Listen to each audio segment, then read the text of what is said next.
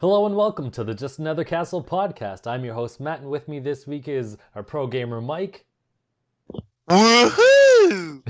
and our retro aficionado Unoclay. Instead of a sound clip, I'm going to tell you a joke. What did Mario say to Peach when he broke up with her? What? It's not you, it's me, Mario.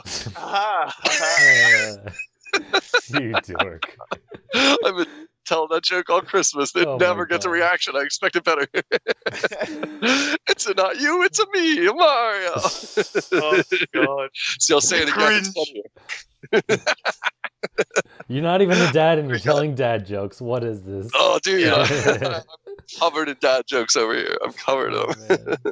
How are you guys doing? Merry Happy New Year's. Happy New Year's, Merry everybody. Christmas. Happy New Days of the Merry Does Canada Christmas have the Eve. same New Year's as us? Yeah. What? No, actually, we operate on the different.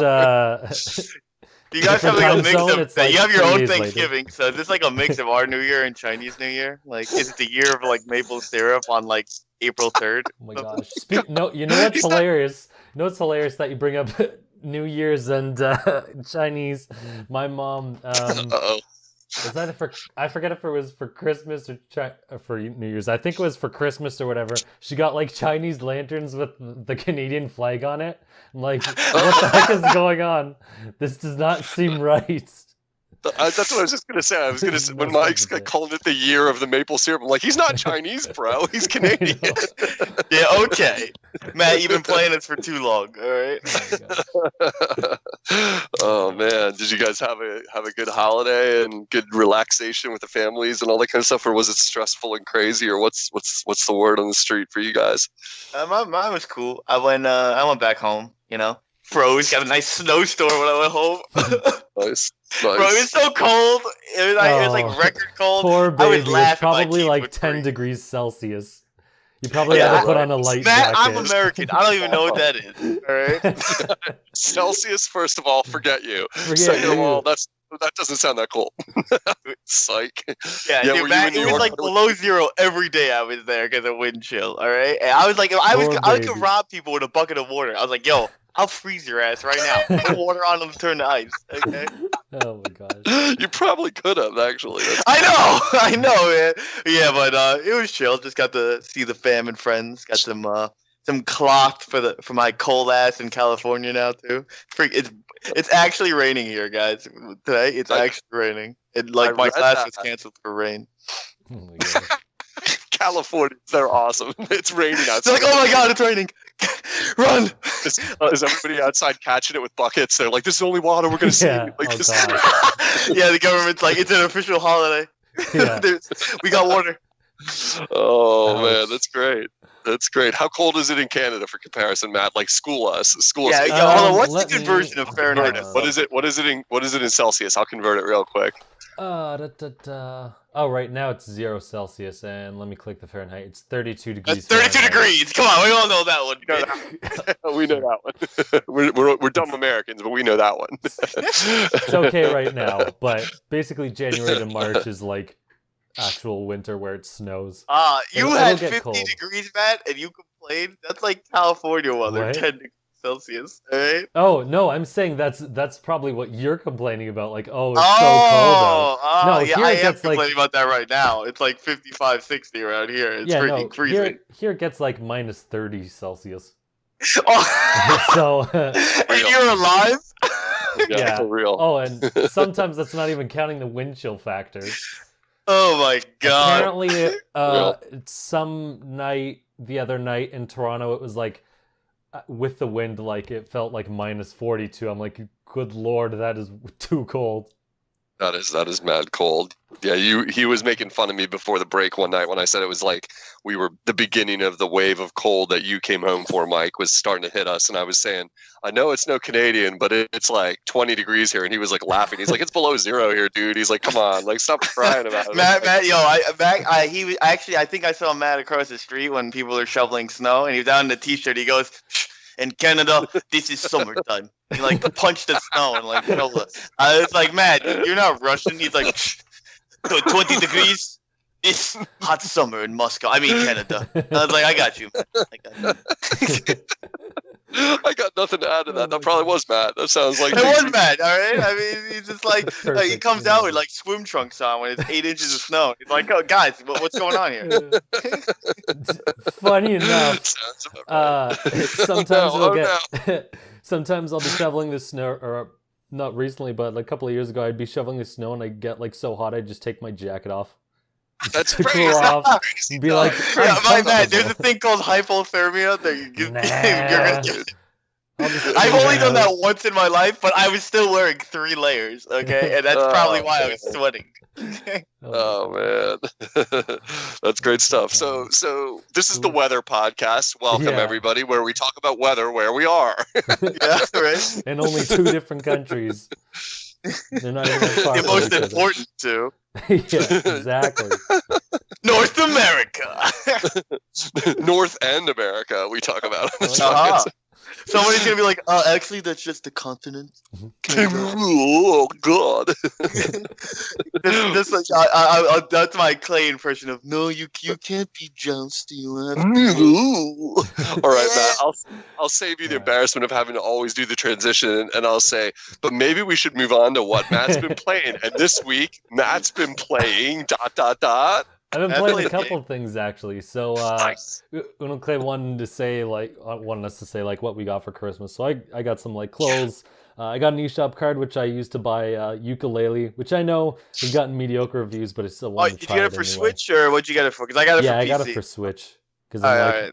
yeah, no point. I mean, Nice. it would have been half off on Steam, but like whatever, I want it on Switch and I'm not paying for it, so that's fine. That's And I got nice. like Infamous, which is really cool. And Eli was nice enough to get me this Zelda theme like Switch game case, which is pretty cool. Nice way to Oh, hold nice. games. Yeah, And, I think one of my friends has that one. Like the thing is, his also came because he bought it really early. It came with like extra Switch protection pads. So his Joy-Cons are like the thickest things I've ever held in my life. Right? And he has the things on top of the sticks. I'm like, dude, no one ever puts Oh, the nubs gosh. on the stick. no. And he's like, yeah, but they were included. I was like, you're an idiot. Oh, gosh. Nice. Sounds But, like a good. What's the favorite game you've been playing that you got? It sounds like you got So- like 2 or 3. Yeah, I'm going to talk about a couple of them. So I'll Okay, briefly touch cool. on Super Bomberman R. It's Bomberman. Oh, you got that? Next door. Yeah, I did. I got on like a Black Friday sale. It's decent. Nice. I mean, it's Bomberman. You get what you pay for. I'm playing like trying to do the single player, and it's kind of annoying and oddly difficult and weird. So It's pretty hard. Yeah, like Yeah, and I I'm just playing actually on play normal. co-op with that. My younger brother. I'm like, what yeah, the hell? and This ain't no Super Bomberman. No, and the dumb thing is, it has like some microtransaction based What? system, even though like you don't have to. There's no like actual microtransactions you pay for, but how it works is if you lose, each world has like 10 levels, and if you lose all your lives before the end, then it's like, oh, pay this amount of coins which you earned through various modes. It's like, okay, I paid for it once, and then I died, and it's like, oh, instead of 50 coins, you can pay 300 coins to continue. And I'm like, screw you, No. I'm just gonna restart this world. And I restarted I'm it. taking my game over, and you guys like Yeah. it. Yeah, I'm like, I'm So wait, restarting this. so wait, So do you- no, here's the kicker. I restarted it, and I'm like, oh, that'll reset the coin thing, whatever. I died for the first time. No, it just starts at 300 coins again. I'm like, oh, you want to play this game, punk? So this is what I'm gonna do. I'm gonna delete my save file of the. Nice. I didn't not like the actual Switch file, but like in the game, like you have 3 different save slots or whatever. I'm like, I'm deleting this save slot on the multiplayer game or single player, because I didn't actually like even beat the first level, so I didn't lose anything.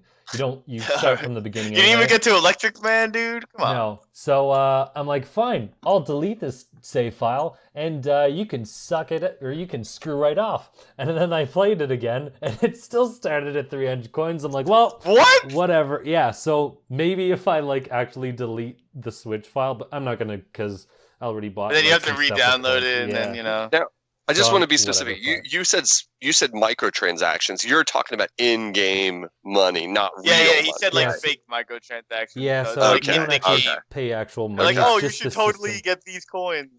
Yeah, so Okay. like microtransactions in mobile games is like, oh, do you want to Right. speed this up? Pay this amount of money. Whereas Right. this game, you don't pay real money. It's just in game. But I didn't catch it. You said fake. Like I was thinking, Yeah. like I don't get how this is a microtransaction. I was thinking the whole time. I was like, that's weird. It's almost like they're incorporating the new trend of microtransactions or getting you used to it, like by putting it in this other way. And you know what I mean? And like making it normal or like something like that. Since they're ready for Bomberman iOS.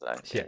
Right. That's almost what I'm getting at. Like they're training you like a little sea monkey to be like, yeah, like that's cool. Like when the game asked me to give them 300 coins, like that's normal, like that kind of thing. That's weird. All right.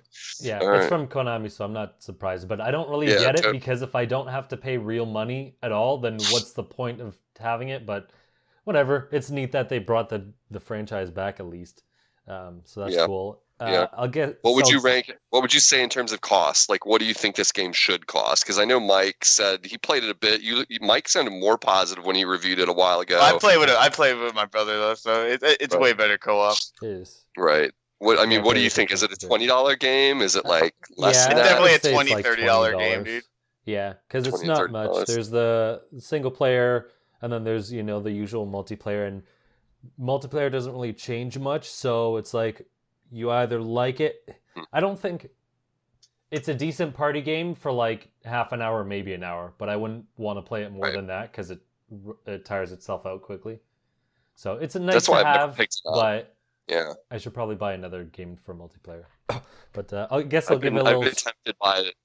I've been tempted by it so many times, and you guys just keep like saying the things that push me back away from it. I'm like, if it's ever $20, I'll definitely buy it, but not till then because I don't like Bomberman enough. It's just like Bomberman, it's all right, like that kind of thing. I'll give a little shout out to Eli who jumped in the cast. Oh wow, this is weird. So Mike is really loud this week, and Eli is quiet. Yeah, I can't even hear him. That sounded like a Clay call more than Eli. We'll pretend that you heard that, listeners, and I guess I'll move on while he fixes that. The other game I played was Ukulele, and I haven't beat it because how you beat it is you have to get 100 pages to fight the main boss, Mr. B or whatever. Yeah. And so far I think I have like 60. So, and I haven't like expanded all the worlds and whatnot, but I think I have a pretty good idea of the game because I've at least played each of the worlds. You could get like all the pages without, you know what I mean? It's like one of those kind of games where it's like you don't necessarily need to beat every level, but you can just totally like what do you call it? You could beat the game without really getting everything. One of those kind of. Yeah. I mean, that these days that describes almost all games, I'd say. I mean, like, and even a collectathon game because it's just like, you choose when you want it to finish, basically. Yeah, name anything other than a small indie game that you ever feel like you truly 100% anymore. It's just almost impossible unless you're like a crazy person like say Mike or somebody. It's just like very true. Yeah. I was gonna say Banjo-Kazooie too, and Banjo-Tooie. You don't need to really do everything. Like you could get like like you get the required 60 jiggies, and you're like, all right, I'm good. Like you finish Donkey Kong Country Tropical Freeze, and then you just are like, yeah, I'm just gonna ignore the fact that I don't have all those puzzle pieces because that's just crazy land right there. Like you're just like, no dice, I'm not doing it, or something like that. Yep. I know Country is the best example of it because it's like, I beat the game, and it's like 61%. You're like, yeah. You're just like, good grief, I'm not even close. Like painful. Yeah, that's cool, Matt. So that was cool. Yeah. So it's an okay game. It's not terrible. It does have all of, I guess, mechanics. It has all of the pieces that you would expect for like a Banjo spiritual successor. It's got, the music. It's got the characters. It's got, some funny quips and dialogue and worlds and blah, blah, blah. And even the menus and everything like that. And UI is all there to a T. But I don't know about you, Mike, but it still feels like there's something missing. Like there's a hole in the game. Yeah. The game, like, what you're saying, like, kind of spot on. I felt like it was super big, but like, that's it. Like, is Ukulele? Is he really small, or is the world bigger? You know what I'm saying? Like, I have no idea how I feel about it. But I agree on that. I think all the charm was in the first two worlds, to be honest. I like the casino level. I think it's really cool, but all the charm is really in the first 2 levels. Yeah, so I was pondering over it for a couple of days, and I think I figured out why it feels like it's missing something. And I talked to one of my friends who's like a huge Rare fan, and he's met with the guys and blah blah blah. Wow, that's sick. And yeah, he's even gotten some swag from them. It's pretty cool. He actually went down to their studio, which is It's pretty in cool. like not Britain, some England Yeah, area. some Hey, whatever. Hey, is my microphone working better now? Yeah, hey, Oh, there hey, you go. Eli. Good. There he is. Bro. Eli's Cool. here. I'm alive. I was like peeping in, but I didn't want to interrupt the conversation, so I was just like waiting for a natural break, and it never came. So then I'm like, all right, I'm taking authority here, and Not with just this gonna game. blurt out whatever I want. Eli's here. Mazel tov. How you doing, man? Doing good. Nice. It's been good. I've gotten back to East Lansing. Had a decent amount of time over break to actually like play video games, which is pretty surprising for me. Probably played, I don't know, 80 hours maybe altogether. Wow, I was pretty Nice, happy with dude. that. That's classic Eli right there. nice. Yeah, I just binge. I'll go like 2 months without having time to do anything, and then I'll like go home for a week and play who knows how much. Uh, Nice. Matt, No. were you done with what you've been playing, or you got anything And else? I wanted to No, hear Matt no. talk more about ukulele. I'm still going. Sorry. Yeah, okay. But, Alright, Yeah, man, Yeah, there's a lot to complain about. We were hyped for it. I backed it. I was actually one of the very few indie games I backed. Oh wow. Nice. Nice. But Nice. yeah, so I think I figured out what's missing from it, and I don't want to say the heart because that sounds mean, like they didn't put any thought into it, because I know they did. They really love this, but let's just, for Say it. better sake, let's say the charm or something. There is charm in it and all that, but like the heart of the game, there isn't charm. So what I mean is why you collect the main collectible pages, there's no like actual reason. It's just like, oh, I'm insert character, complete my challenge and you Right. get a thing. And it's like, okay, well, Ugh. there's no like real incentive story wise to do this. Like, it's just kind of do this because I told you to. But in Banjo and Kazooie had that as well, but they also had like characters with Charm. interesting scenarios that I can't remember because I didn't bother to check for examples. But you know, there's No. characters- Think of Gobi the pirate, or I mean the Gobi the camel, or the pirate guy who Yeah, always burps like- and is trying to get rich. Yeah, It's you like- have to like ground pound on like the camel's stomach because he has a stomach ache, and then it's like, oh, there's a Jiggy in there, you get that, or clear the Sphinx's nose because he's sniffling, and oh, you get a Jiggy in there. So they have like little narrative bits for why you're collecting things, which makes it a lot more interesting, because those games were most like, a lot of the reason why people love those games are the characters, and I think that's what they missed this time. Like, the characters are fine, but like the setup for why you're doing things, there isn't one. And I was talking to my friend about this, and he's like, yeah, they have pretty much all the old staff, but one of the guys they're missing is Greg Mails, who basically like was the creator and like did a lot of the writing for it. And I'm like, okay, that kind of makes sense now why. So they had the There's a developing team, they didn't have the writing team. Yeah. So I'm like, okay, that kind of makes sense now. One thing really I didn't got it. like about I was gonna say one thing I didn't like was that roll mechanic thing and how it had like the charge. Like the best part about Banjo Kazooie was when you get Kazooie, you're like, I could just run everywhere as her. Mhm. Like the roll, its lateral movement is trash. Also, Mm. like turning left and right is so hard with yeah, it tricking is. when you're rolling. I'm like, I don't need realistic rolling, dude. Like I legit, you have to like, you can only roll front and back, like where he faces. Like going left and right is like, ugh. But I thought the platforming was kind of cool. Yeah. I don't know, like I said, I really like loved the first two levels. Like I was like so into it, and then like, then I kind of felt like it turned into a chore, and I was like, I mean, I got my platinum. I did everything. Nice. Yeah. I really It's got to like- play these originals sometime. Like, remind me, what platform is original Banjo Kazooie on? N64, and N64, they yeah. also have them on Xbox Live now because Microsoft bought them. Right. I got to go and get those sometime because there's like the kind of game like I got around N64 like I was so busy that I only played the top tier titles like for that system. So But Banjo-Kazooie is a top I tier know. title. I know.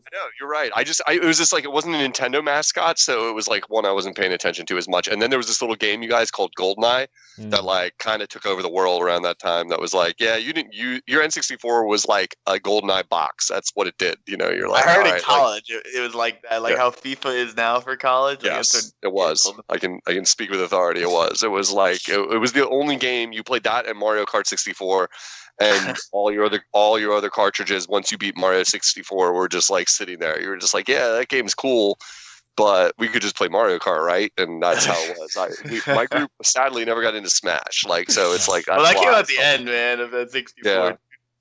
So I will say, we were probably still playing Kart. Anyway, sorry. Oh, I was gonna say, if you play the Banjo series, play the first one because you have to collect like each individual feather and egg, which is like your ammo. So that you might find that annoying. It's a Bayonetta. But yeah, but Banjo where... 1, Banjo 1's also got that charm where it's a little like Banjo-Tooie is like 30 bajillion times bigger than Banjo-Kazooie. But Banjo 1's got that like Crash 1 kind of charm where it's like, oh, the original was better. It was a bit harder. You know, you had to make sure you didn't die kind of thing. You know, and then Banjo-Tooie's like, F it, we know we're a collectathon, and we're here for good gameplay. Plus, there's also things like they reference, I think, that it would be better if you experienced. Yeah, you can't play 2 and be like, oh, I don't get it, because like half the characters are like, hey, what up, compadre? You know. You're like, don't call me compadre. I didn't even like your first game. I told you that. It's like this is a topic for another day, or maybe for like a blog or some kind of crap. But like, when did collectathons become a thing? Is it literally a product of the N64? Like, because when I think about it, I'm like, that's the system I associate with like in the my head. 3D era with like, here's a world and here's things to collect, pretty much. Yeah. There were a bunch I don't know. of I don't know any platforms. PC games back in the day that weren't educational games, so. And it's not like Super Nintendo was still like the classic Nintendo kind of formula with way better graphics, you know, and stuff like that. It wasn't 3D environments yet where you were running around, get 40 pages or whatever you're talking about. So interesting. Yeah, I never thought about that before. I guess that's the system that caused it to be a genre. Well, that's the thing. Is some people used to think 3D platformers were synonymous with collectathon. That's why 3D platforming was dead for a while. About it. Mm-hmm. It's true. It's true. Well, cool. I know I've been talking a lot. One last game, but I think it'll be important. I've played and finished, for the most part, the Zelda DLC. All right. So, Yay! That exists. Yeah. What a snarky bastard. That should be the name of the DLC, and I 100% agree. What did Mike say that you said should be the name of it? Oh, that exists. Oh, that Zelda DLC. Oh, that exists. Pretty much. We exist. Buy us. Yeah. Like, bro, I literally don't know when I'm gonna go back to Stank of the Wild, dude. I literally, oh man. I God. I just don't like it, man. This is not. So I don't know. This isn't. Yeah. How did it treat you, Matt? Did you enjoy it? No spoilers for me. I really can't wait to play it sometime. So I'm looking forward to it. Here's the thing. I was waiting for this DLC mostly for the story and dungeon thing, which I actually played first. And I don't know when you're going to mute it or whatnot, so I guess I'll give I'm going to drop out right now. Go ahead. Okay, hold on. Wait. Are you still there, Uno? No, he's not. Oh, well, I'll give a quick summary first. Actually, no, I'll just get into it since Uno paused. So I start off with the story DLC, and it's interesting. So it starts off with you get this one-hit weapon where you can, kill anything with one hit, and it's pretty cool. I actually like this section. Some people didn't. You go to like 3 or 4 different camps and do that, and then after that, a bunch of different locations pop up, and at each location, it shows like 3 other images to go to other locations. And at those locations, when you find them, you have to complete a shrine. And, the one-hit thing, you also have a bunch of shrines. So you do like 16 different shrines. And at this point, I've done 90 shrines, which is like 3/4 of the game's shrines. And I've had my fill. If I wanted more shrines, I would just do more. So I don't know if that's kind of padding that out, or if they thought people would want more, whatever. That's fine. But then when you get to when you finish each region's like shrines and whatnot, then you have to refight the boss again, which is really lame. It's just like refight it with some limited armor. It's like, okay, well, that's not great. And then after you beat all those, you finally get to the dungeon, which is okay. It's kind of shorter, which is all right, I guess. But then after you beat the dungeon, you actually get a new boss, which is cool. I won't say what. That was pretty cool. But the story DLC pretty much sucked. You get you get 5 cutscenes, and the cutscenes are basically just flashbacks of Zelda, like, going to the champions being like, I need you to join my team because shit's going down and the earth is gonna, be destroyed. And they're like, cool, bro, I'll do that.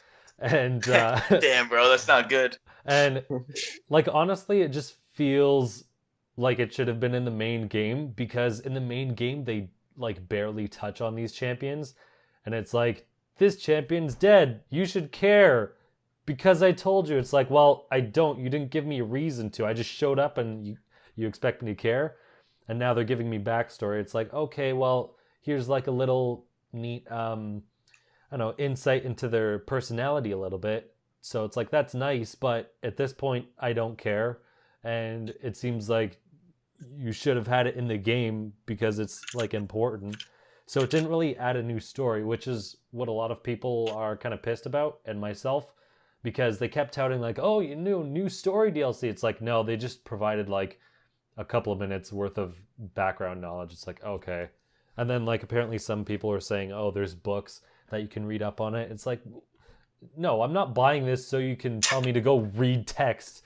It's lazy. Either show me go or buy don't a book, do it. bro. Come on. Yeah, really. Like, what garbage is this? So I think if you want it from, if you're looking more forward to the story, don't waste your money, because honestly, not worth it. The motorcycle is pretty fun, but you have to beat the main game to be able to play this DLC, the story DLC. And by that point, like, how are you really going to make use of this motorcycle? You've probably done like most of the game's content, or you've gotten your fill anyway. So it's cool, but it seems pointless at this point. And then the other one, the first DLC, I was actually, when I heard about this, I'm like, oh, this is kind of dumb. It's just a bunch of challenge rooms. It's probably garbage. To be fair, I never played Twilight Princess challenges rooms and all this other stuff. But I played Wind Waker 1. Yeah. And it was like I just went 50 floors, had to fight a lot of enemies, and then I got a pretty cool weapon at the end. I got like this mask of power kind of thing. That's cool. So for this, each tier of levels you beat, you get 10 plus bonus damage to the Master Sword, which is not really all that useful. But I thought it was going to suck. And I think it's actually pretty fun. And I think part of the reason why is because of the way you play in Breath of the Wild, and so much more, just the way the combat works. And every time you start a new tier, you have no equipment or anything. So you start from scratch, which is pretty fun. And I don't know, I think it was just really... I don't want to say really well done, because I don't know how much effort they put into it, but I think it was a lot more fun than the story DLC definitely had. So I think if you're looking at the game as two $10 DLCs, I think it like made its money worth. Or I think it's worth that $10 portion, and especially because I thought each tier was going to be like 10 challenges each, and it's not. It's like the first one's 10, and the next one's more.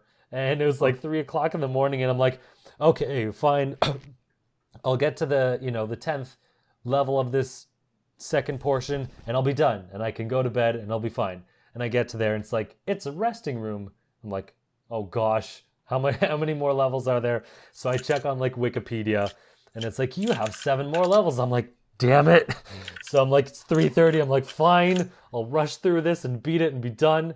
And I get to the end, and I'm fighting this one guardian, and I'm like 1 or 2 hits away from killing it. It's charging up its laser, and it kills me. And I'm like, are you kidding me? It's 4 in the morning. I wasted all this time for nothing. Son of a crap. I hate this. And I eventually beat that one later, but it was a lot of fun. And the third one, I think, I'm almost done talking. The third one, I think I'm gonna like give up on for a while, or I did, because it just takes way too long to beat. Like I know how to get through it. There's like 20 something levels, but yeah, it takes like an hour just to get through it, even knowing what to do. And I'm like, okay, I'm getting sick and tired of playing this for a couple of hours and dying, so I'm gonna move on to another game. So that one's definitely gonna be is definitely gonna test your patience. But overall, I really like that portion, the first portion of the DLC. It's really fun. So my hold on, can unmute, blah blah blah. All this typing. I know. Sorry. So overall review, Uno, is if you were looking more for story DLC, don't waste your money because you basically get little to nothing. And if you wanted more like actual content, I think the first DLC pack is actually really fun. I didn't expect much out of it because it didn't seem like it was going to be much, but the way the combat works in the game and the way they set up the challenge of basically you start from nothing and have to work your way up is really fun. And it can get pretty tough. So I mean, I don't care about narrative or story if that's what you mean, but I just want more content, you know? Like I just want more to do in the game. And I'm back into Zelda big right now. Like I am loving it like I did when I first got it, because I just, got to a new region, faced my third guardian, and just was like, this game is awesome, like right back in it. Like, this game is so cool, the art direction, like the style. And I'll say this, I guess at this point there's not really much spoilers for Zelda out there. Like I won't say anything like spoilery at all, but like if you don't know there's Gorons in the game, or if you don't know that I hate Gorons particularly, that I thought that was for me almost something that broke me with the series years ago when they started to like kind of, you guys got to remember, I came from Zelda, NES, and Super NES, where there were no Gorons, and then it felt like they were forcing these character types down your throat, which they were. It was like Ocarina was such a big hit that it was like, we're going to formalize this world with like these certain character types and these races. We always got to have the water race, we always got to have the Gorons. It's like, and like I'm like, for me it was always felt like, where did they come from? Like who the hell are these fat weird sumo people like that roll around like balls and are like do do do do do do, and I'm like I still don't love them, but I just finished the Goron area, and like it made me like at least like them a little bit, where I was like, I don't hate you as bad anymore, that I see you and like feel like, God, this fucking series, that like, is it because it reminds you of Mike? They're saying bro all the time. Bro, I'm massive now. Like, I don't know. I say bro a lot too. I can't really mock. Like, no, it just felt forced for a long time for me. Now it's been long enough that Nintendo's won the war, and I'm like, okay, they're part of the series, fine. You know what I mean? It's like a little routine when you always have to have the water palace, and the weird thing with the daughter, in the water, like, and you got to have like the Gorons being stupid but like lovable, like bow hunks, but like, this Zelda like reinvented everything else so much that I can like forgive that. That's the way I feel about it now. I'm like, everything else is new and fresh and awesome, so I get it. You wanted to stick to the same universe. It's how it goes. So I'm cool with it. But anyhow, I'm excited to play it at some point. Would you say I should get it? Oh yeah, sure. Do you hate the difference between the old Zoras and the new Zoras from the SNES or NES? I don't have an opinion. Oh, okay. I don't care. Just like, I don't care at all. They're just sort of stupid to me. Like I'm just like, I don't like them that much at all. But like whatever, they're there, and the music is really good in there. Creatures or whatever with like it's just like I think they look cool. I mean, the new one, it's just I don't like. Just making a joke because you're like, man, they changed this thing and that thing, and they had these rock people. Yeah. It's like they changed the. No, they shoved it on you. That's what it was. They just shoved all these races on you, where I was just like, come on, old Zelda races? Didn't have like. You've heard it here first. I got all these races in my face. I want some new races up in this people. Piece, so yeah. You don't belong here. Oh man, paint myself into a corner here. Well, who else? What else are we talking about this week? How about change the corner? All right, Eli. Sorry, you've been. Everyone's been listening to me talk. I'm going to shut up now. Eli, what have you been playing? You probably have to go in like 10 minutes, knowing you. I'm sorry. Yeah, I stayed for a little bit longer. I got on late, and I feel terrible about that. But so I played Xenoblade 2, which I put about almost 40 hours into, I think. Oh wow. Oh. So decent chunk of time. I'm on chapter 6 out of 10. But I heard that the chapters get shorter as you go along. Mhm. So I don't know. I probably have 15 hours left, maybe 20. I don't know. But when I started off, I complained about how much cutscenes and dialogue there is, and there's still a lot of cutscenes and dialogue. I'm not going to deny that, but I think the story is good enough to where I'm okay with it. At the beginning, it was kind of like, oh, there's too much story, but now it's like, all right, the story's like intriguing enough to where I'm okay with it being there. Mhm. But I'm enjoying the exploration. I'm enjoying the side quests. I think it's a really good game. I know some people think it's better than the first Xenoblade. I don't think it is. I think the first Xenoblade's better still, but for me, the first Xenoblade was like incredible. So it's really hard to beat. But I'm really enjoying it, and I definitely recommend if you like the first game, pick up this one. The battle system is pretty similar to the first game, but there's new characters, the new story, and then the world itself is pretty great. So, yeah. Cool. I also Is it better than number one? Oh right. So I So thought he was saying no. I think the first one's better. I know a lot of people think the second one is like mechanically better than the first one, but I just like the world of the first one. I only for me that matters is gameplay. You know, like So, Eli, I know you didn't care so much for X. Like you figured you liked 1 better than Yeah. X. Do you think 2 is better than X? Oh yeah, definitely. I mean, X was not great. So two is definitely better than X. Nice. 2 beats 10, Cool. people. Yeah, exactly. Two is greater than 10. No, Cool. but How But does yeah, how does Xenoblade stack up against like modern RPGs from other systems that are big titles, like Final Fantasy and stuff? Like it depends. is it So the reason why I presume Mike doesn't like it is because its combat system's a little less active than other RPGs are. it lies, dude. It lies. You think it's an action RPG, but it's like in reality, like I could be behind an enemy, but based on his per base time to attack, I'm still getting hit. So there's more strategy in this game. There's a lot more like, oh, I need to build up attacks. I need to complement them this way. You have a lot more control over your other characters, so you can adapt different skills to them, or attach different skills to them.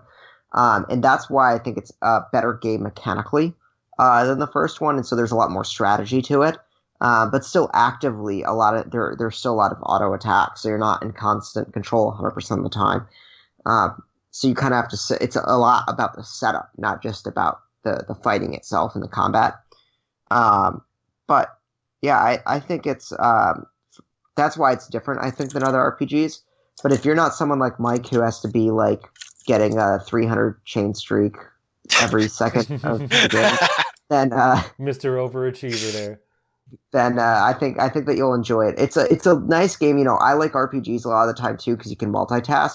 Because on one hand, I really like the numbers aspect of it. I love leveling up. I love dealing a lot of damage. I like building, the chains when you do have them and stuff like that. That's all really appealing to me, like the math side of it. But at the same time, I like watching a TV show and then going off and battles and grinding and stuff like that. So for me, I mean, one of the things that appeals to me about RPGs is the fact that I can do them while doing something else, and it's still like nice. So.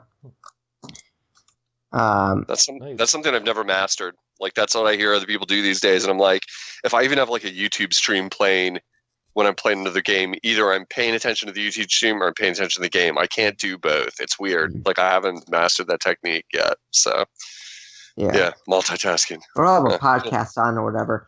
So yeah, I played that. That's the Nintendo game I played. Trying to think, did I play any other Nintendo games? No, I don't think so. The other 2 games I played were Wolfenstein for the PS4, the new one, Wolfenstein 2. Nice. Coming to Switch. Oh, you're right. It is coming to Switch, so it's relevant. It's really, really good. It's really good. I was really thrilled with it. First of all, I think so. The shooting is really fun. I love the shooting. Lots of diverse weapons. Great environments, great bosses. It's about a 15-hour long shooter, so It's like longer than your standard shooter. It's great. But also the story is fucked up, and then it gets progressively more fucked up to the point where you're like, oh my god. And it's like, it's really good. The story just keeps you so engaged. And so the gameplay is incredible, as I said already. Like, it's great gunplay, diverse weapon set, challenging, all these things, lots of diverse, modes in terms of difficulty. But then it's also just the story is just so well written, and it's like, what maniac wrote this story? And so I thought it was really great. And I mean, I have a soft spot for like World War II games because like I'm Jewish, and it's cathartic for you. Yeah, well, I mean, I grew up. You're like, I die. grew up with it. Yeah, I guess it's nice to shoot a lot of Nazis too, Yeah. but I grew up with like this constant history around me, so I just like always knew World War II pretty well, and the Holocaust and all these things. So just the fact that it's something that I'm already familiar with. Was really something. Obviously, this is an alternative history, so it's not historically accurate, but it's just something that I think is really interesting to me because it was just something that I'd heard a lot about growing up. So I never played a Wolfenstein game. I can't wait to play this one when it comes to Switch. I like me a good shooter with like weird, demented storylines and stuff like that. So that sounds cool. Yeah, I definitely recommend it. I think it's worth picking up. The first one I remember I really enjoyed as well, but I definitely like this one even more than the first one in terms of the remakes, or not remakes, but whatever it's called, relaunches. Yeah. But yeah, I mean, Nintendo fans should be excited as long as the action is my one fear is that the tech of the Switch, I don't know how well it'll hold up, but from what I heard, Doom ran pretty well. So that's what I was just gonna say. Doom apparently runs great. I can't wait to get that too. It's on my hit list, like real high up there. So that's awesome. So yeah, I mean, I think everyone, Wolfenstein's now getting kind of cheap on other platforms. So if you own another platform, pick it up. But it's coming to Switch too, and I recommend getting it because that's honestly, the story was like just insane, and then the gameplay itself was great. So does Wolfenstein have multiplayer? Does it go co-op or multiplayer or anything? I don't think so. Okay. Which I actually prefer. I don't play a lot of multiplayer games, so I prefer there be a really nice, meaty single-player shooter experience. Sure. But I'm not 100% sure. I'm going to say no, because I recall the devs saying, like, we don't want to just add multiplayer because we have to. We want to keep it single-player. My favorite was their marketing campaign, where like, it was like, you can punch a Nazi in this game.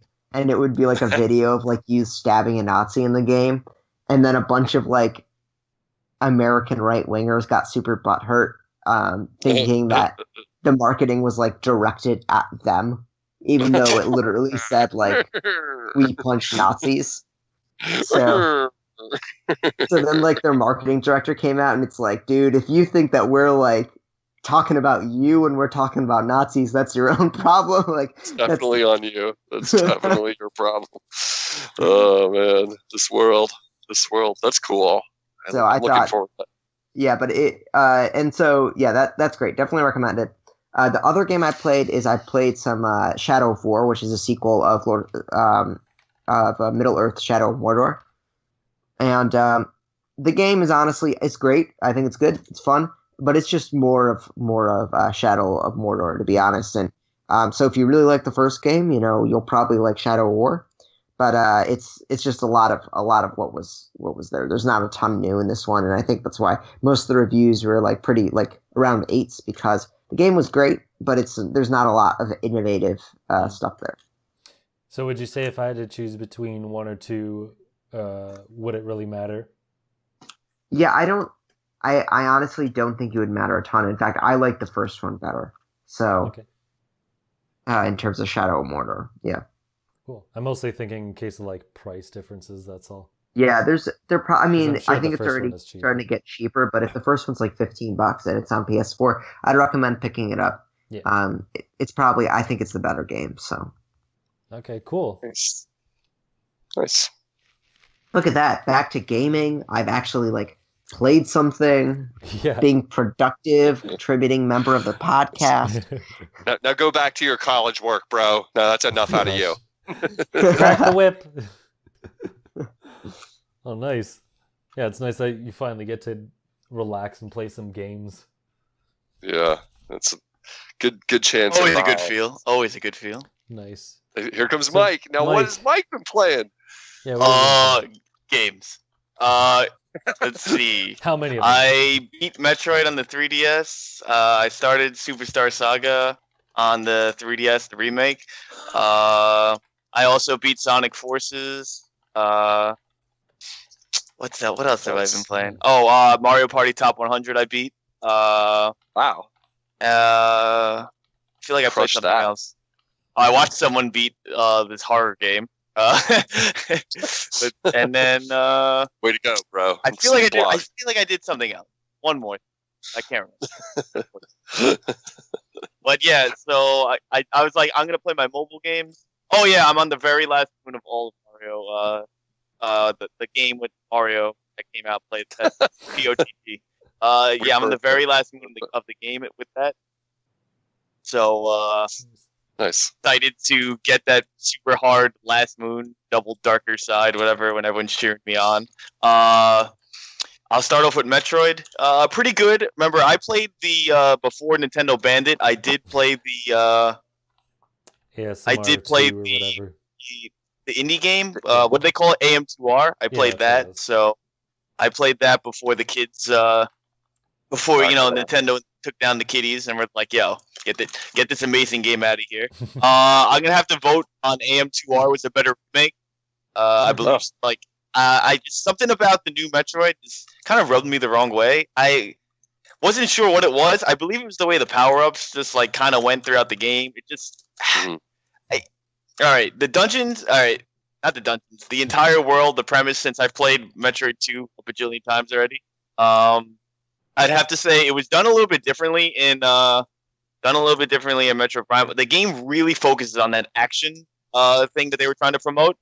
The uppercut, you guys saw in the trailers and all that. So that's super important. Like you can't kill regular enemies like half the time in the game until you power up your gun. I was like, this is really annoying. Like if I didn't do that, you would die a lot of the time. If you don't do that stupid perfect chain uppercut, and it integrated a lot into the Metroid fights as well. Second thing is, you don't just get upgrades. There's now these new special cannon upgrades, and you have to like touch select them. So one gives you an area of the map, one gives you rapid fire, another gives you some other stuff. I can't remember all of them because there's only 4, but it's been a while since I played it, like 2-3 weeks. Let's see. I didn't enjoy it too much, but I think it's a good game. Like if you didn't play AM2R, which a lot of people didn't, then I'd say get it. It's a fun new take on Metroid. Do I like it? I do like it. I just like 2D Metroids myself, but I'm not a big fan if that's the direction the series is gonna go in. It's like, it's all right. It's all right. Like I don't know. I don't think anything's better than Fusion and Zero Mission. To be honest, I think the GTA one's the best. I'd like to comment here. I've been playing it too. I'm not as far as you in it. I was going to mention in what I've been playing, but I can comment that like I'm only about, I don't know how far I am into it, but I would guess like halfway through it. I think I agree with your review. Like I'm a huge Metroid fan, like humongous, like the biggest. I absolutely love almost all. I even love Other M. Come out of the closet right here. I love Other M. Like I like it. I don't love it, but it's good. It's worth playing, especially if you want to play your 3DS, right? I mean, that's how you feel. Like it's like if you still want to play your 3DS, it's definitely a solid game. They were the guys that did the Castlevania reboot, I think. Yeah, like on the 3DS. to date, the last Castlevania, and I did not like that, and I love Castlevania a lot too, and I did not like it because it was too damn easy, and it was like just didn't feel right to me. It was a similar idea, like reinvent the franchise kind of, but not stray too far. But they strayed pretty far. That's a good way to say it. It was like they're trying something completely new. And I was like, But at the same time, it's like, it's still Metroid, so I'm still. And the original that this is based on is pretty, I'm going to be blunt. I never played it in the old days. I had a Game Boy. I never played Metroid 2 on Game Boy. But that game is impossible because it's like it's black and white. You get lost all the time. You can't. I mean, if people think Metroid on NES is hard, which I don't think it is, but that's because I grew up playing it. But like, if you think you get lost in that game, try doing it on a black and white screen that's like 1 inch tall. Like you just get lost like instantly. I never finished it like because it was like you just get lost buried in a cavern somewhere. I couldn't figure out where the Metroids were that I needed to get, you know, and it was like I'm done with this. And this one at least like fixes all that. You got a map and yeah. That's what I mean. AM2R. It was like a GBA enhanced version of it, and I mean I didn't really get lost in that one, but when I watched like the original one, I'm like, bro, I don't know how anybody got anywhere in that game. That's why people hate that game. It's hard and it's just like hard. Not fun. It's hard. You just can't tell because the textures are all the same. I mean, it's a Game Boy game for God's sake. You're just like you're like, all right, I think I'm on SR3 8th floor, and it's like no, you're just in some corner and you're lost and you're going around in circles if you don't play it like every minute, like concentrating on it. Like so, it's just like I'm greatly enjoying it for something to play on my 3DS and like. Pop it open. I actually got stuck in it once or twice just because like I stupidly like didn't find like a corridor or something I needed. Dude, that happened to me in this game too. Like, you know what I mean? I was just like, I don't know where I am. And I slept on it. I was like, oh, that's where I am. Yeah, exactly. I mean, I'm liking it, and I think it's like, especially if you've never played a Metroid game, you're not going to have many expectations. Someone could come and play this and think, hey, this is a fine game. They wouldn't be blown away. They'd be like, it's pretty cool, you know, whatever. Like. Got a lot of new weapons and like different things. It's kind of too easy. I mean, for a Metroid game, it's a little too easy, but it's all about that stupid uppercut, dude. Literally, you gotta hit X. And you're like, all right, I'm good. I know how to time things. So they put a giant shine on your screen when you have to hit the X button. You're like, all right, I think I'm good. And like you get items so fast in it. You get like powered up like real. Oh fast. yeah, dude. I was like, wow. I'm like, dude. I feel like I got like the wave beam in like 2 seconds, man.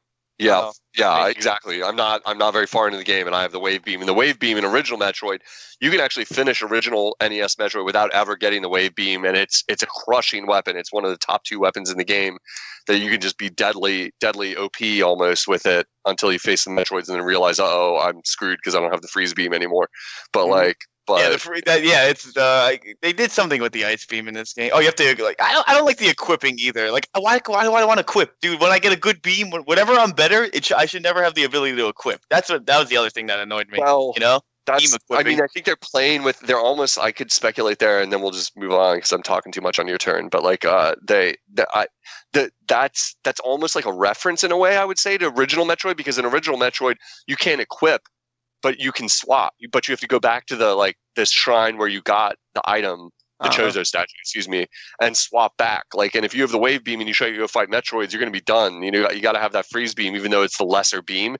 So they're almost like nodding to like modernization there by being like, well, the freeze beam isn't as good as a wave beam, but you're going to need it sometimes, you know, kind of thing. You know, like you're going to need that freeze beam at least in some scenarios more than you're going to need like the more powerful beam because freeze. I mean. I don't expect this game to get as deep into the difficulty as original Metroid at all from what I've seen. But in original Metroid, you need that freeze beam sometimes to climb a hallway. Like you got to freeze enemies and like stand on them and then freeze the next enemy above you and then jump on him, that kind of thing. So then you need it. And if you have wave beam, you can't do that. You're like, I can destroy them, but I can't climb this hallway, you know, that kind of thing. But I don't know. I'm liking it. I would say people should play it if you like Metroid. It's definitely a cool remake. Probably the best you're ever going to see of a Game Boy game. It's like, what are you going to see? That can happen? Yeah. You know, that you're going to like fully remake it. Like, you know, stay tuned for Super Mario Land, you know, or whatever. What was it called on Game Boy? It was like Mario. Super Mario Land. Yeah, it was. Super Mario Land. Yeah, the one with the crazy Chinese levels and stuff in it. The second one was great. Oh, are you talking like Kaizo or what are we talking about here? No, Super Mario Land on the Game Boy where you have... you're technically rescuing Daisy. Yeah. Oh, it's Super Mario Land. Yeah. The second one was great. They should remake that. Yeah. Someday we will get remakes of those someday, but who knows? But yeah, Mike, I'm sorry, I didn't mean to interrupt you. I just wanted to chime in because I was going to talk about that game too. I'm liking it, so I'm glad you liked it too. I mean, I'm going to finish it for sure. Yeah. I beat Sonic Forces. I bought it for $30. That's what the game should be. It was a $30 game. All the levels are like 2 minutes. That's did you make a crazy, stupid like avatar character? Of course, you have to. Nice. And if you want the platinum like your boy, you're gonna have to do that. You know. Nice. You should show you have to like when you start the game. That is the very first thing you do in the game. Make your boy. Yeah. So show us your hideous. Once you it's not as like, oh man, I made Hedgehog the Hedgehog. Like, I mean, it's not that stupid. Like, the thing is though, he's completely unnecessary. Like, he just takes Tails' role, and he's like, yo, and Joey said it the best. He goes, hey man, you're playing Sonic. You're playing Sonic the theme park game. Because he's like, yeah, buddy, we couldn't do it without you. You know what I mean? One of those kind of things. Just like, oh, whatever. But all his levels are a mix of classic and Sonic. So it was like how can I say it? Like, the problem with the game is like it's just every level is 2 minutes to 3 minutes. Like, and it's just I don't know how people paid $60 for it. I did enjoy the levels. Classic Sonic is completely irrelevant in that. Very very irrelevant. Like they don't even mention generations. They just make a stupid joke like, oh, you know, I haven't seen you in generation. And then you're like, oh, it's different dimensions, Sonic. I'm like, the fudge? And last game they knew he was, you know, past Sonic, you know? Like, now it's like, the rule of Sonic continuity. What the heck, man? Dude, yeah, I know. So every character's useless but you. My timeline chart is off the charts. That's another problem. Everyone is useless but you, dude. Everyone. I didn't like the way classic Sonic played in Generations. What was the other than that though? I liked it. I mean, I'm Sonic biased, so you know, I'd say pick it up. It's worth $30. It is $30. So yeah. Nice. And then the other games, like I wanted to get back to Zelda, and Super Mario Odyssey is still game of the year. Like, the last level I haven't beat yet. I've been kind of like saving it for a rainy day kind of thing. But seems kind of awesome, dude. Like, I'm really hyped to play it. Yeah, it's crazy. I played a little bit of it, and Yoshi's the most broken character of all time in Super Mario Odyssey. I'll tell you that. I'm wondering how that's going to shake out in years to come when we can all get further away from it with the Zelda Mario debate, because that's going to be a great debate in a few years when like the dust has settled and we all look back and like, is it still going to? Because I like, you know, with due respect to Mike, I feel like the world mostly is sort of voting towards Zelda as the better game, like the one that blew their hair back more. Yeah. But like, nobody's hating on Mario with that vote. It's just like, yeah, like, I mean, like, there's two amazing games. We're all like happy about that. And it's like, I haven't played Mario yet, so I can't vote myself. But it's just like, I can't wait, because it's like that kind of thing that you look at like Super Nintendo and you're like, which is a better game, Super Metroid or Link to the Past? You know, that like systems where there's like that kind of duology of like original Nintendos like that, like Mario and Zelda, same thing there. You're like, which one's the better game? You can't even vote almost. You're just like, just personal preference in the end kind of thing. Like, I have, like, if you look at my Switch character, because I finally went online when I was home, because I just haven't connected the internet while I was here. Like, dude, I'm like triple or double my hours from BOTW versus Odyssey. Yeah. Like, yeah, hey, like, personal preference. Yeah, man. Personal And I mean, like, dude, there's so much, dude. I don't think they could top Odyssey's endgame, bro. It's literally that good. Like, honestly, like, I literally am like, I don't know what they can do for the next game. Awesome. That's such great news. It's amazing to hear. It's definitely going to get played this year sometime, but God knows when. I don't know when I'm going to get the time. Holy crap. Matt, you finished Odyssey, right? I did. Yeah, I thought so. I think I'm like the only one who hasn't. Like, I'm like, I just can't bring myself to get it. Like, when I haven't finished Zelda yet, and I have like all these other awesome games like stacked up. So I don't even know if you're a real Nintendo fan, Clay. Yeah, right. I'm saving it. It's not a question of not wanting to play it. It's just like, I'm gonna tell Kimishima on you. I mean, wouldn't I be a bad Nintendo fan if I stopped playing Zelda and like started playing Mario and never went back to Zelda? Mike's gonna be like, no, you'd be awesome. Yeah, I know. But, yeah. Like, I mean, that sounds like me right now. Like, Skyward Sword, meh. And then I bought the 2 HD remakes. Like, I actually like. I used to love TP, and then I got the HD remake, and then like now I love Wind Waker a lot more. Yeah, Wind Waker is the better game. I mean, I think. Period. I mean, I don't think there's much. Mike, the Zelda remakes like made you love the games you hated. Like, you hated Majora's Mask, and then this for some reason you played the remake. Like, hey, this game's pretty good. And like, you backstabbed me. They fixed the things that, you know, are absolute garbage about the game, and I'm like, man, that's fun. That's funny. I'm playing. I have never finished Majora's right now, and I just got my my N64 repaired with like with RGB and everything like in it, and like it's. I'm like loving that game more like than I loved it ever before. Like, just playing it on N64, even with the broken ass like janky ass graphics on the old one and stuff like that. I'm like, this game is hands down the trippiest Zelda. Is so awesome. It's just so bizarre and surrealist and like and out there. It's just out there all the time. And you're like, I'm loving it. Like it's almost like funny because it's a good time to be a Nintendo fan because I'm like, should I sit here and play amazing Majora's Mask or should I go downstairs and play like amazing Breath of the Wild? You know, it's like it feels good. You know, I'm like, wow, these are two of the best in some ways. But yeah, Word. cool. Yeah, that's mainly for me though. Cool. Right on. Oh, I guess quick thing. How did you feel on Mario Party Top 100? Oh yeah, great game. Yeah.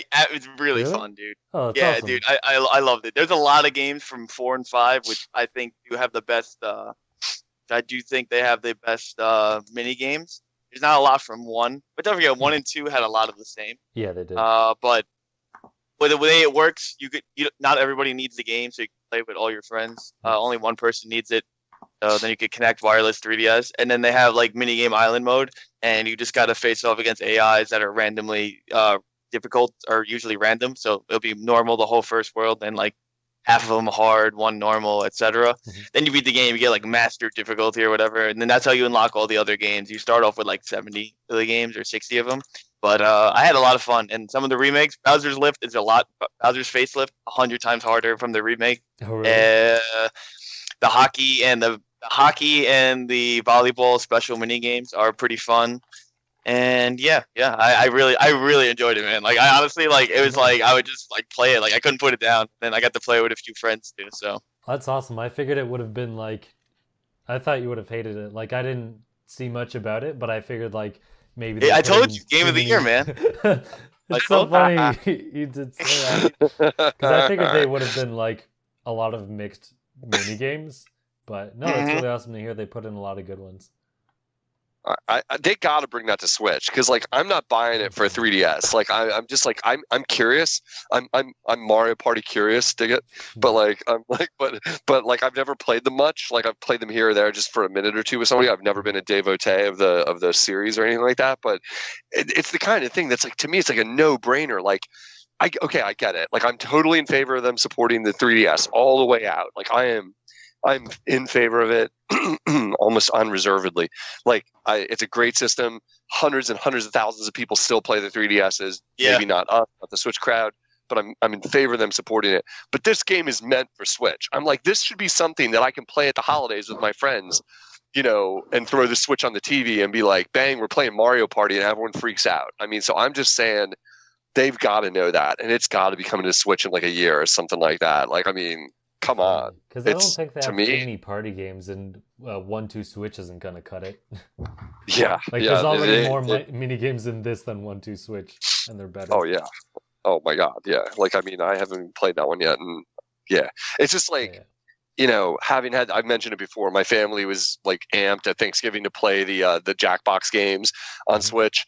And then we did it again at Christmas and they were like, Jackbox rules. This is so much fun. We're playing this Drawful and we're playing the Liar game and all that stuff. And, you know, I'm like Mario Party for a lot of people, the games have got to be simple if you're going to get a crowd into it. You know, it can't be, you know, like I have Overcooked on there and that's like too hard for people that are even like kind of into games. So they're just like, you know, they're like that they might give it a chance and they play for like 1 minute and like Overcooked just kicks their ass. They're just like, this is hard, you know, and you're like, no, it's not really that hard. I mean, we're only trying to get the basic level here, you know. But like Mario Party is the kind of thing where people like it's meant to be played that way. It's like, oh, you can suck at it and it'll still be pretty fun, you know. It'll be funny, you know. It'll be like cartoon characters and stuff. I don't know. I hope it does come to Switch because I'd probably consider buying it then because it's like for that kind of situation. But cool. We'll see. That's cool. And yeah, we're pretty much only going to talk about what we've been played because it's been going on for so long. But it's a what we've been playing episode. Yeah. I'm not going to go on too long, okay, but like, you have like 1 or 2 games you wanted to mention. Yeah. I mean, Mike kind of covered Metroid Return to Samus because I really wanted to let people know that was a good game, so he got that. So way to go. I got you, bro. I got you. Yeah, I was quite curious. I mean, I love Metroid, so and Prime 4 should be coming out this year, so. Maybe. I think that's wishful thinking, but I'd like to see it. I'd like to see it. Oh wait, I'm calling VC Switch coming out for the announcement because you know everyone's like, oh, they leaked the announcement. I was like, bro, they said they were gonna do a January Switch conference like 5 months ago. So yeah, calling it. I don't know. I don't know. Hard to say. That's an interesting prediction. I hadn't thought of that because it's still like the elephant in the room. I'm just like, when's my Netflix coming and when's that virtual console coming? But yeah, I played the Metroid. I talked about that with Mike, and I want to start. I should start by saying thank you, Matt. Matt super generously sent us other podcasters some Christmas gifts, or at least I got one. Mike was like a bad boy. He didn't get one. I heard so it was like that's too cool for him. I was like, presents. No, but I got a really sweet gift. He got me an 8-bit controller, 8-bit-O they're called, for the Switch, because he heard me kvetching how I don't have anything other than the Joy-Cons. And it was I just want to interject. It was so perfect because that one, I think the day I bought it or sent it or whatever, you got the letter and you're on the podcast and you're like, oh, I got this thing, hush hush, blah blah blah, and then you're complaining like, oh man, if only I had a controller for Zeo Drifter, whatever game it was. I don't want to buy a pro controller, blah blah blah. I'm like, yes, it's perfect, but I can't say anything. Yeah. Crap. Totally. No, that's awesome, man. It was perfectly timed.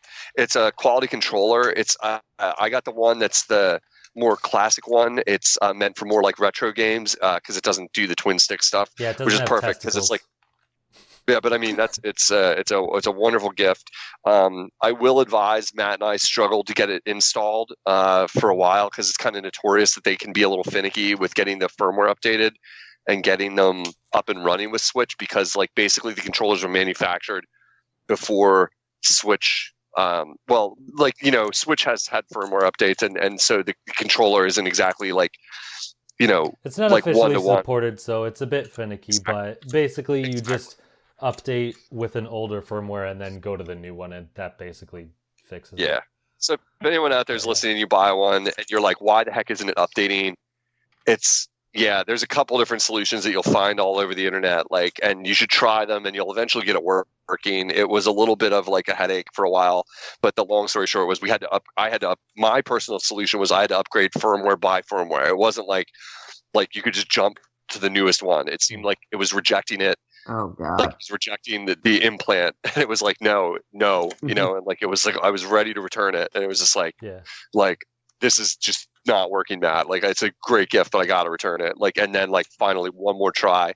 Let's just go iteration by iteration, baby steps, and update the firmware. Yeah, I'm not giving up on this. I got a good gift. I'm not giving you some dumb eShop card. That sounds like a classic '90s story. This gift is sick. I have no idea how it works. Yeah, it was not copping out with some dumb crappy gift. We're getting this to work. And I found a solution. I'm like, try this, tech support, do it. Skype. Yeah. Did you try turning it off and on again? Yeah. I swear to God, it was at that level for a while. He's like, dumb question, but have you plugged it in and shit? And I'm like, double A batteries. Oh. It's not working here. It's not working. It's rejecting the firmware, but it's working now. It's great. It's fucking amazing. It was a super great gift. So I've been playing that. That's hilarious. And I downloaded Oxenfree was on sale on the eShop. Yeah, it was $5, right? Yeah. Ollie Oxenfree? No, it's just a game called Oxenfree. Yeah, but that's what it's referring to. That's the exact word or whatever. Did you play that, Eli? I also bought it, but I didn't play it, so that was sad. I'd be curious to hear what you say. I won't say too much then. It's not my kind of game, and I knew that going into it, but the description made me curious, and I bought it. It was literally $5, so it was just whatever. It's more of a narrative based adventure, narrative type game, where you could say a walking simulator to some degree, a little bit of a story type game. It's okay if you like something like that. It is creepy and surreal. I don't want to spoil anything about the story, so I won't say any more than that. That was what drew me in when I read the description, and I'm liking it. It's tough for me to go back to it because it's not my kind of game, so it's really hard for me to review it in any substantial way. I'm just a little slow, but interesting. That's out there for people. I got so many games for Christmas that I haven't touched most of them. I have been playing a game that Matt was cracking up. He thought it was funny I was playing it. I got a game that I've always been curious about I'd seen it, and it pushes my buttons in certain ways. It's a little game called Billy Hatcher. God. Billy Hatcher. So why are you playing this $3 GameStop bin game? Because it's amazing. Shut up. It's not terrible. Yeah, it's not Oh, terrible. it's not. It's It's not. cool. I love that game. It's like, yeah, I was gonna say it's a lot like Mario 64. It wears its influences like all over itself. It's like it's Mario 64 meets like what I liked about it when I had first heard of it. I had never heard of that game because like I don't know how I missed that game, but like I just saw it in a review somewhere recently, and I was like, I put it on my Christmas list, and my wife, like you said, probably paid like $5 for it, who knows, or whatever. But yeah, like, oh, it's like Katamari. It reminds me of Katamari Damacy, like, or however you say it. I've never quite been sure, but and I put that game to me as the highest of the high, like awesome game to me, like, and so just the idea of rolling something around and like kind of collecting and battling enemies with it and stuff like that kind of seemed interesting to me, and the sense of humor that I saw in the videos of it, like that I was watching, like the Japanese weirdness of it, like the way it's made and the sound and stuff in it. It's a Sega game. It's not always a good thing for me, but I'm enjoying it. It's hilarious. It's difficult. I mean, the camera's wonky as all crap, like in a lot of parts where it's like you're battling the camera, trying to see what you're doing, and like you're getting knocked off. You slide off a cliff because like you're trying to turn the camera or some crap. It's very Mario 64-y to me, like that, where I'm like, oh, come on, show me what I'm trying to do here, but I'm enjoying it. I'm playing it on my GameCube, so it's funny. I like the funny voices in the game. Like, good morning, cock-a-doodle-doo, that stuff. It's great. Nice. It's pretty good. So It was totally goofy. I love it. I take it you played it and liked it back in the day. Yeah.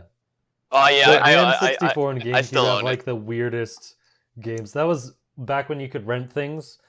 I loved it because I would just like look at the box art and be like, "That looks stupid. I want to rent it."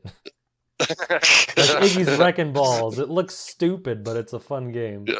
Oh, like my mom just randomly bought it. That's how we got it. Nice. Nice. One of those kind of things. Like, here you guys go, a game. I was like, all right, cool. Nice. I'll take it. Nice.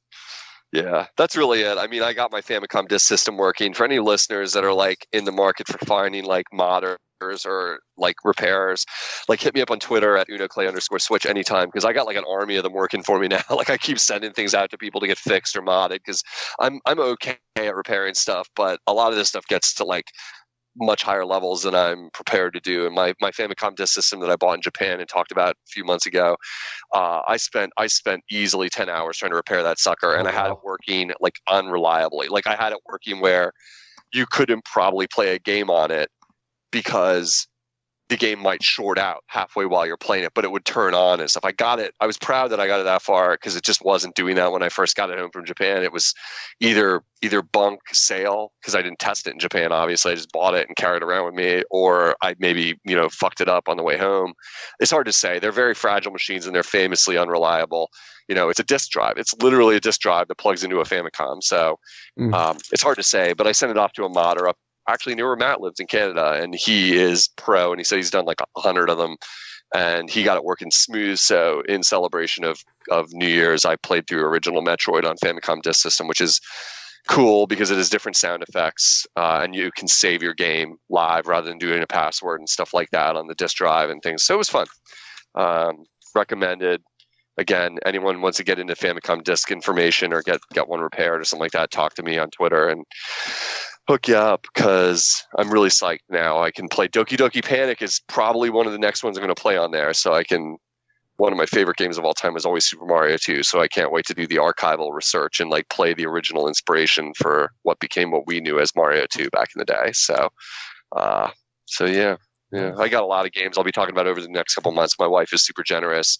My mom got me Darkwing Duck for NES. Hilarious. Like only 30 years late, but I got that. Thanks, Mom. Oh, yeah. Hey, I asked. He's like only 30 years late, like, Mom.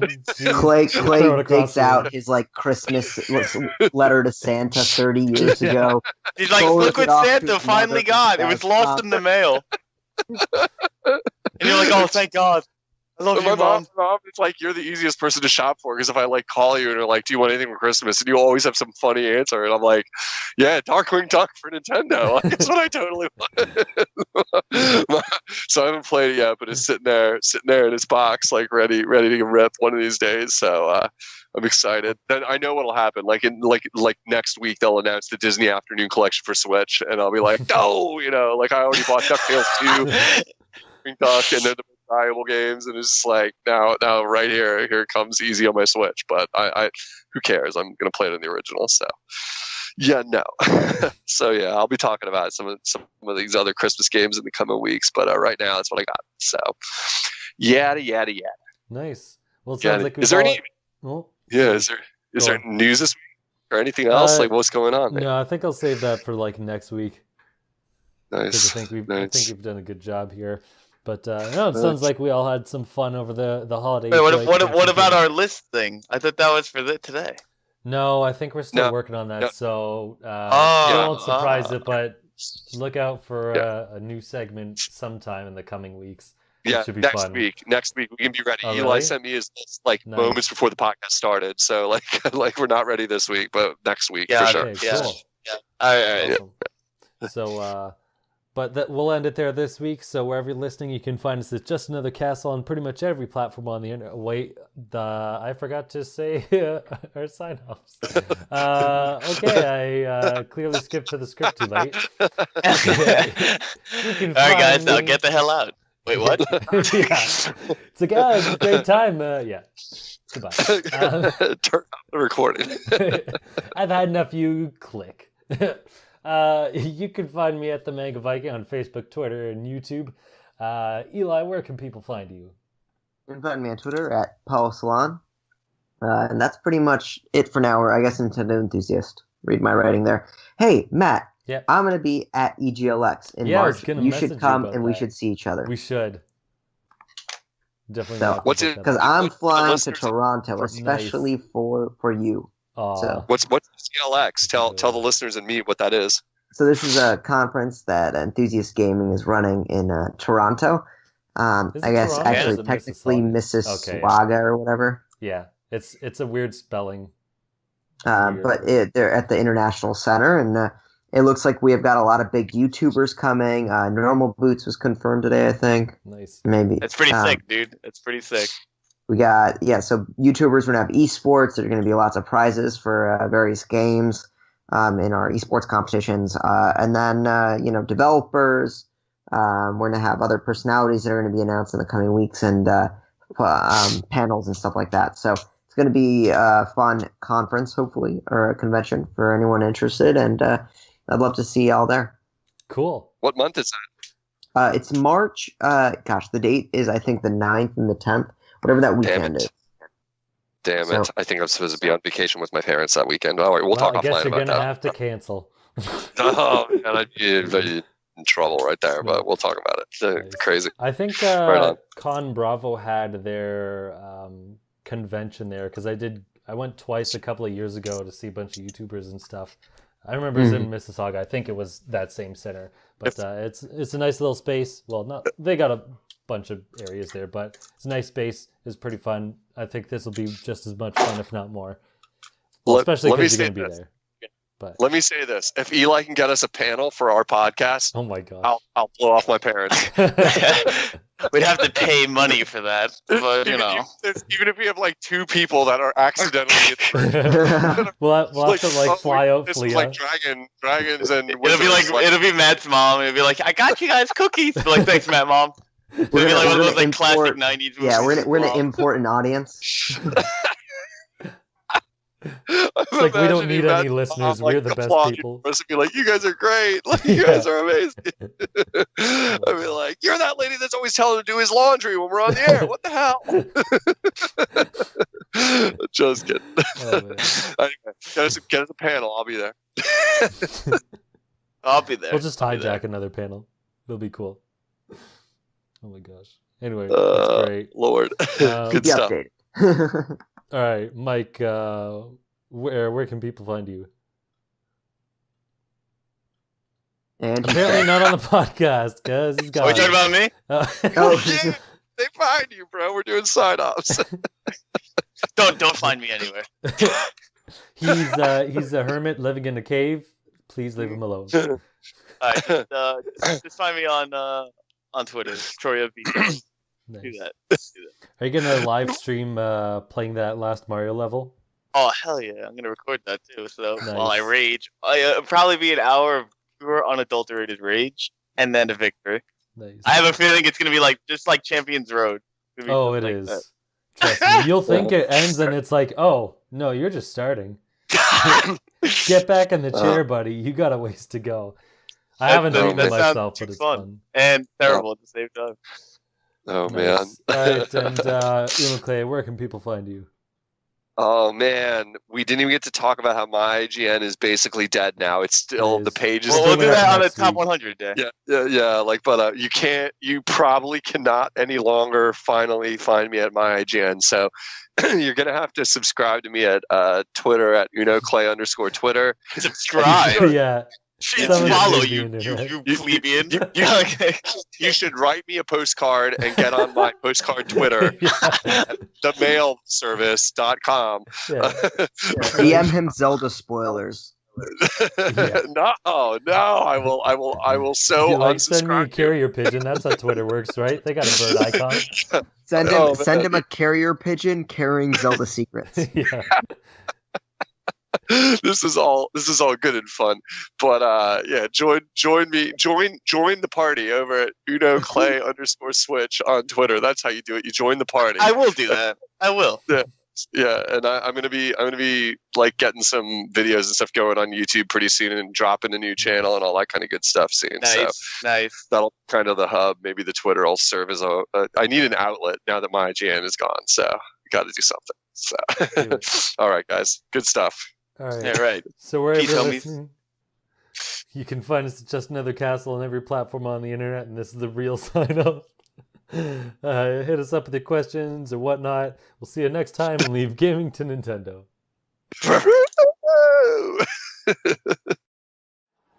All right, let's see what we have headed our way. Hey everybody, listen to my story. It ain't no metaphor and it ain't no allegory.